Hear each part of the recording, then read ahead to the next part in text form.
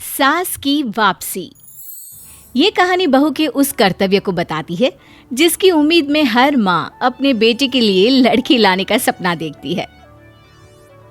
क्या हुआ है तुम्हारी माँ को? मैं शादी में भी देख रही थी, कुछ बोलती ही नहीं है। हाँ, वो पापा के जाने के बाद माँ को सदमा लग गया था। वो देखती समझती तो सब कुछ है, लेकिन बोलती नहीं है। वो आज भी पापा के समय में ही जी रही है। बहुत प्यार था माँ पापा के बीच। शिल्पी को सास पर दया आती है। वो सोचती है कि वो सास से बात करेगी और उन्हें समझाएगी कि जीवन में आगे बढ़ना ही नियम है। माँ जी, खाना खा लीजिए।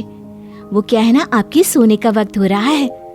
लेकर जा ये खाना यहाँ से। इन्होंने कुछ खाया नहीं है और मैं खा लूं? सास बहू के हाथ से खाना लेकर थाली फेंक देती है। रोहित के पापा वो आ जाए दफ्तर से, तभी उनके साथ मैं खाना खाती हूँ। वैसे काफी दिन से दिख नहीं रहे, न जाने कहाँ चले गए हैं। शिल्पी को सास की हालत पर दया आती है। वो सोचती है कि कैसे भी करके वो सास को ठीक करेगी, लेकिन करती तो क्या करती। अरे शिल्पी, तू ना ये साड़ी मत पहना कर, सूट पहना कर। पापा, मेरी सास को ससुर जी के जाने के बाद सदमा लगा है। समझ में नहीं आता उनको पुराने दिनों से कैसे बाहर निकालूं। अरे तो उनका इलाज करवा, डॉक्टर के पास लेकर जा। लेकिन पापा, सदमे के लिए तो कोई दवाई नहीं होती। बेटा, सदमा वो शब्द है जो हम बोलचाल की भाषा में इस्तेमाल करते हैं। दरअसल ये दिमागी बीमारी है जिसे डिप्रेशन कहते हैं। तुम अच्छे से डॉक्टर के पास अपनी सास को लेकर जाओ। शिल्पी सास के पास जाती है। माँ जी, चलिए घूमने चलते हैं। सास निराश होकर कहती है, कहाँ चलना है बहू? वैसे भी अब मन नहीं करता कहीं जाने का। मैं घर में ही ठीक हूँ। ये आएंगे तो मुझे घर पर रहना चाहिए ना। अरे चाय मांगते हैं, आते ही उन्हें चाय देनी पड़ती है। माँ जी, पास में ना एक डॉक्टर है, उनके पास चले क्या? अरे नहीं तो मुझे क्या हुआ है, मैं नहीं कहीं जाऊंगी। सास बहू के साथ डॉक्टर के पास नहीं जाती। एक दिन बेटा घर की दीवार पर पिता की फोटो लगाकर माला डाल रहा होता है कि सास बोल पड़ती है, अरे क्या कर रहा है? पागल हो गया है क्या? मेरे पति की फोटो पर क्यों माला चढ़ा रहे हो? जानते नहीं हो कि किन लोगों के फोटो पर माला चढ़ती है? माँ, पिताजी अब नहीं रहे, ये समझना चाहिए तुम्हें। अरे क्या हो गया है, पागल हो गई हो क्या? सुबह शिल्पी को उसका पति माँ की सारी बात बताता है। माँ को पागल खाने छोड़ाते हैं और कोई चारा नहीं है। कम से कम वक्त पर पूरा ध्यान तो रखा जाएगा। अरे क्या हो गया है तुम्हें? कैसी बात कर रहे हो? माँ है वो तुम्हारी, उनका ख्याल मैं रखूंगी। मेरी पापा से बात हुई थी, कह रहे थे कि ये कोई दिमागी बीमारी होती है। तभी शिल्पी की चाची सास वहाँ आ जाती है। कैसी बीमारी? कोई बीमारी नहीं है, नाटक है नाटक। काम धाम ना करने के, खुद को बेचारा बताने के। अरे दुनिया में जो आया है वो जाएगा ही ना, कि नहीं जाएगा?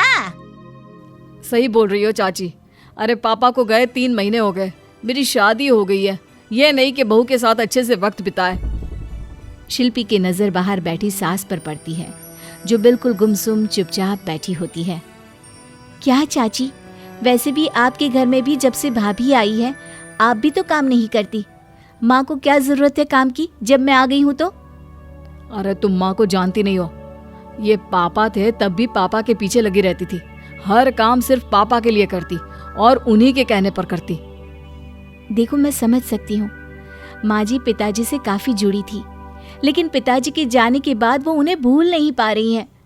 माँ जी अभी भी उसी दुनिया में है जहाँ वो पिताजी के साथ थी, लेकिन अब उन्हें वापस इस दुनिया में लाना होगा। ये क्या दुनिया लगा रखा है? अरे पागल हो गई है पति के लिए। इसको तो किसी अस्पताल या पागल खाने में छोड़ आओ। सही कह रही हो चाची। रात भर जागना, न खाना न पीना, न किसी से बात करना।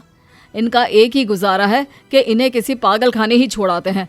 बहू के लाख मना करने पर भी सदमे में बैठी माँ को लेकर बेटा अस्पताल चला जाता है।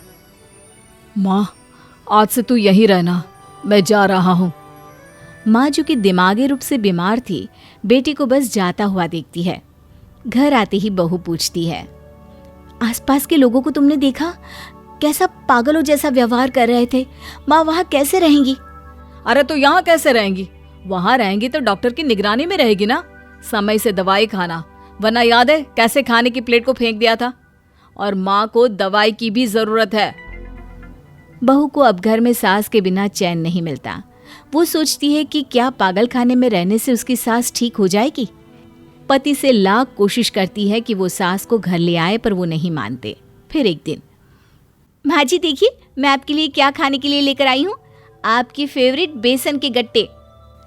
सास जो पागल खाने में रहकर और शांत हो जाती है, उसे चुपचाप देखती रहती है।